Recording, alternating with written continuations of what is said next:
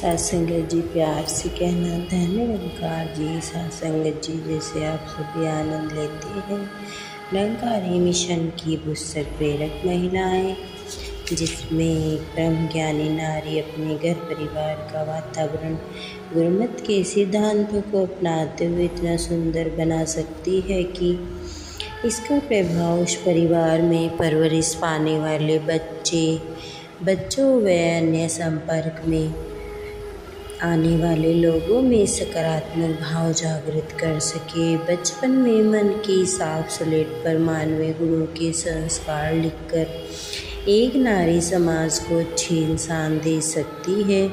यह कार्य सिर्फ निरंकारी नारियां मिशन के प्रारंभिक काल से ही करती आ रही हैं, जिनमें से हम सुन रहे थे माता चरणजीत कौर जी के जीवन की कहानी स्टोरीज। अब हम इसका आगे आनंद लेंगे। चरणजीत जी जहाँ एक सुलझी हुई विचारक थी, वहीं गीतकार भी थी। जैसा अवसर देखना वैसे गीतों को मधुर स्वर देकर समय को बांध लेती थी। उनके विचारों में अक्सर शहंशाह जी के फरमानों का ही जिक्र होता, जिससे श्रोतागण बड़े ध्यानपूर्वक सुनकर आनंद लेते। आपके विचार में आपके जीवन का व्यवहारिक रूप दृष्टिगोचर होता था। इसीलिए आपके वचनों में गुरु के प्रति प्रेम, श्रद्धा, विश्वास की झलक प्रत्यक्ष रूप में दिखाई देती थी। आप स्वयं भी आशावादी रहती और दूसरे लोगों को भी निरंकार पर शिकवा करने की जगह प्रार्थना व शुक्राना के भाव को अपनाने की प्रेरणा देते थे। 1978 में जब 60 निर्दोषों निरंकारी महापुरुषों को जेल में डाला गया, बहुत से परिवारों के महापुरुष ऐसे थे जो घर में अकेले ही कमाने वाले थे, जिनके बच्चे भी बहुत छोटे थे, जिनकी औरतें भी घर गृहस्थी को संभालने वाली थी, जिनका कोई कमाई का साधन नहीं था। आप उनका दुख भूलकर उनकी समस्याओं का समाधान ढूंढ निकालती और हर संभव साधन इस परिवार अर्थात आर्थिक सहायता पहुंचाती।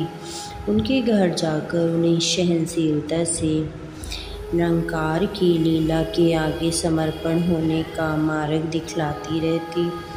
आपके इस प्रकार किए गए स्नेह के कारण कई परिवार डामाडोल होने से बच गए और उन परिवारों ने डांट कर अपने मिशन की सत्य की आवाज़ को लोगों तक पहुंचाया। उनके जो रिश्तेदार व सगे संबंधी किसी भ्रम का शिकार होकर उन्हें निरंकार गुरु को छोड़ने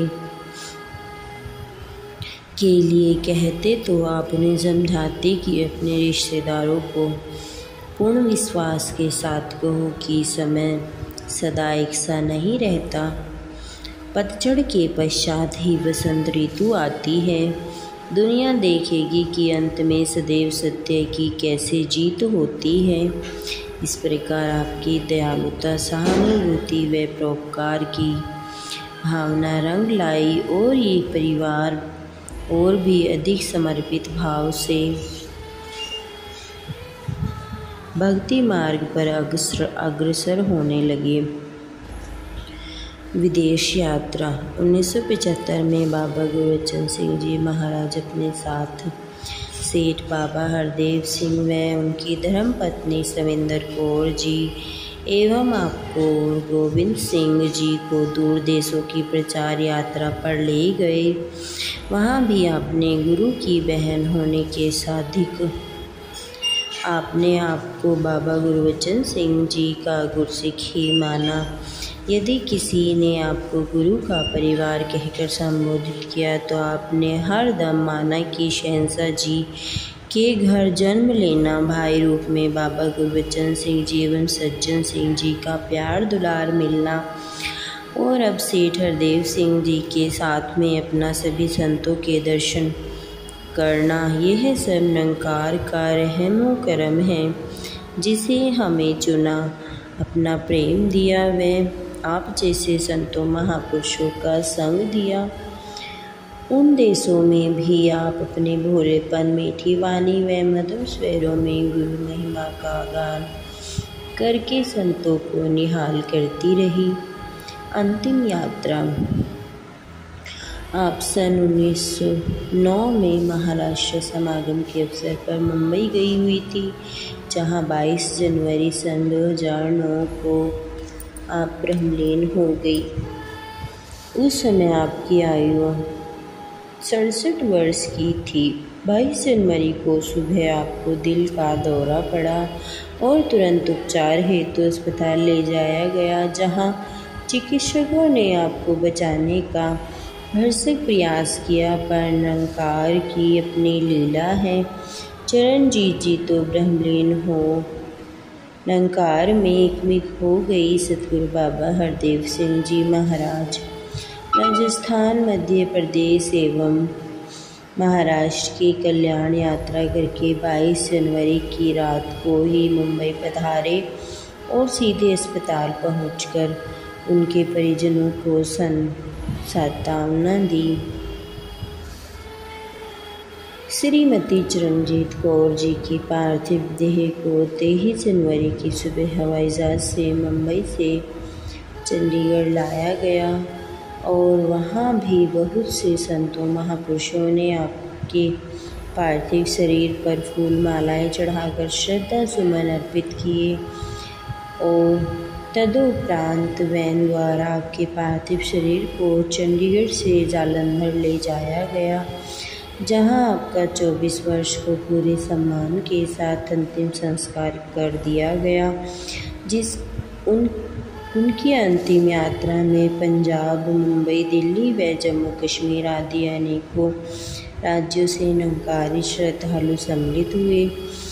आपके श्रद्धांजलि समारोह में परम पूज्य निरंकारी राजमाता कुलवंत कौर जी ने कहा कि बचपन से ही आपने सेवा, सत्कार, प्यार, नम्रता के संस्कार ग्रहण किए।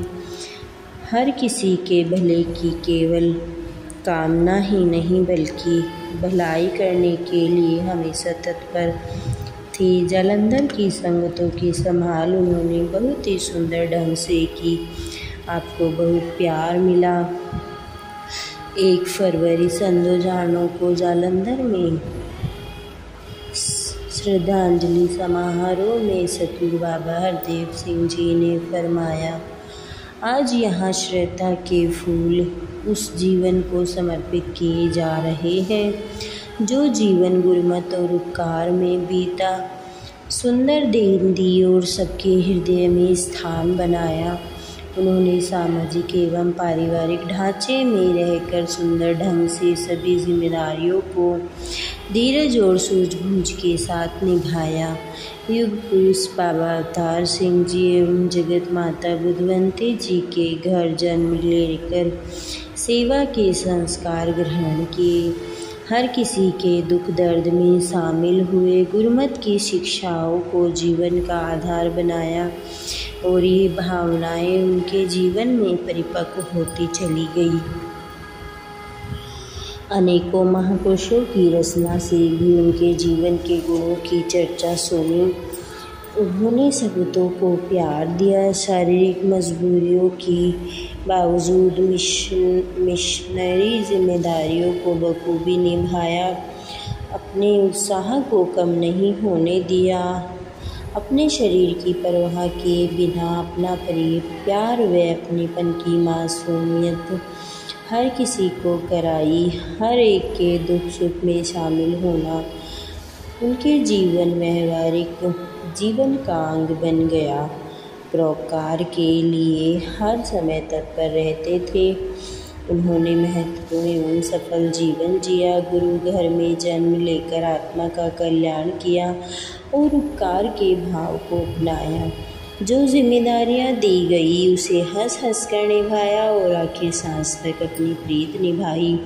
जालंधर में रहकर कुलवंत सिंह जी एवं नंद बुआ जी ने भी सत्संग में बढ़ोतरी में योगदान दिया। ये परिवार अब कनाडा बस गया तो यहाँ की जिम्मेदारियाँ जीत बुआ जी को दी गई। एक और भाई गोविंद सिंह जी संत निरंकारी मिशन की जिम्मेदारियों को निभाते रहे और दूसरी ओर जीत बुआ जी ने यहाँ की जिम्मेदारियाँ बहुत लगन के साथ निभाई। शहंशाह बाबा अवतार सिंह जी की बेटी बाबा गुरबचन सिंह जी की बहन एवं दास की बुआ जी का रिश्ता होने के बावजूद कभी भी रिश्तेदारी को नहीं बल्कि सदैव गुरसिक के रिश्ते को ही पहल दी। भय का भाव रखा, सदैव सत्कार एवं मर्यादा बनाए रखी। उन्होंने त्याग का परिचय देते हुए सारी जिम्मेदारियों को बहुत ही सुंदर ढंग से निभाया। आत्मिक रूप में संतुष्ट रही कि मैं यहाँ की जिम्मेदारियाँ निभा रही हूँ और भैया जी दिल्ली में रहकर मिशन के लिए कार्य कर रहे हैं। ऐसा जीवन भक्तों की भी नुमाइंदगी का आधार बन जाता है, जो गुरमत का आधार लेकर प्यार को विशेषता देते हुए जीवन का सफ़र तय करते हैं।